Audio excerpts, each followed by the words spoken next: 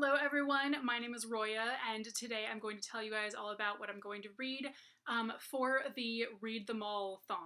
So the Read Them All-thon is a Pokemon-based readathon created by, interestingly enough, a book blog called Read at Midnight. Obviously, as the name implies, this has to do with Pokemon, and each of the challenges is one of the different gyms in the Indigo League. So then you basically, when you complete that challenge, you get the badge from that gym. And also you get to pick a starter Pokemon, and then the number of pages you read is the CP of that Pokemon by the end of the readathon. So I'm going to pick Squirtle because picking Squirtle as a starter Pokemon is pretty much tradition at this point, because Squirtle has been my starter Pokemon for every single Pokemon game in which he is one of the starter Pokemon. The first challenge is Pewter Gym, and that is the first book in a series. So I'm going to pick Ship of Magic by Robin Hobb because this is the first book in the Live Ship Traders trilogy. Even though it's a trilogy in a series of trilogies, so it's not technically the first one in a series, but it is, so I say it counts. The next gym is Vermilion Gym, and the challenge for this one is to read a book that might make you cry, because the badge for this gym is shaped like a teardrop. So, books really don't make me cry that much, and what I do cry at, whether it's a book or a movie or a show or whatever, is really unpredictable. I mean, I cried at Brother Bear, for goodness sake, and I, didn't cry at things that are potentially more sad than that. But one thing that does make me cry sometimes is when a series is over.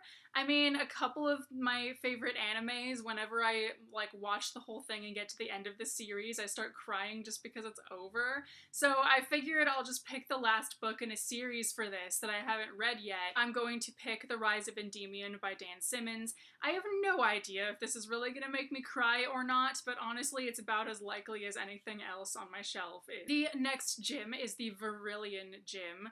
That's what it's called. No, the Vermilion Gym. I can't talk. So that challenge is to read a book with thunderous hype.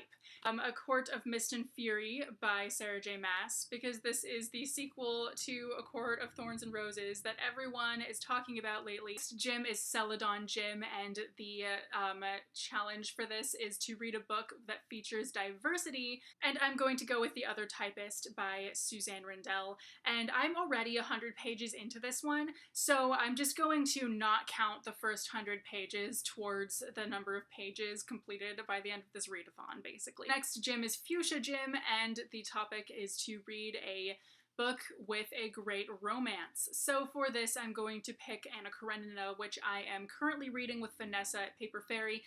And she's actually also going to read this book for the same challenge of this readathon. So I'm going to do what she's doing and just not count the pages that I've already read by the time the readathon starts towards the CP at the end. The next gym is Saffron Gym, and that is the one with all the weird psychic Pokemon in it, I'm pretty sure. So the challenge for this one is to read a book with fantasy or supernatural elements in it, and I'm going to read Mad Ship, which is the second book in the Live Ship Traders trilogy. Then the next book is Cinnabar Gym, which is the one with the fire Pokemon in it, and the challenge, I almost said topic, the challenge for this one is to pick a book with a red cover. So I was going to count my audiobook of The Art of War towards this one, but I actually already listened to the whole audiobook in like an hour, so I'm not gonna count that one. And instead, I'm going to pick a different book that I was hoping to finish this month, and that is A Corna's Quest by Anne McCaffrey. I am a good chunk of the way through this book already, so I'm just also not going to count the number of pages that I already read in it. And the last gym is Vermilion Gym. And the challenge for this one is to read a book with a post-apocalyptic setting. I actually seem to have no books on my shelf that have a post-apocalyptic setting in the traditional sense, at least that I know of.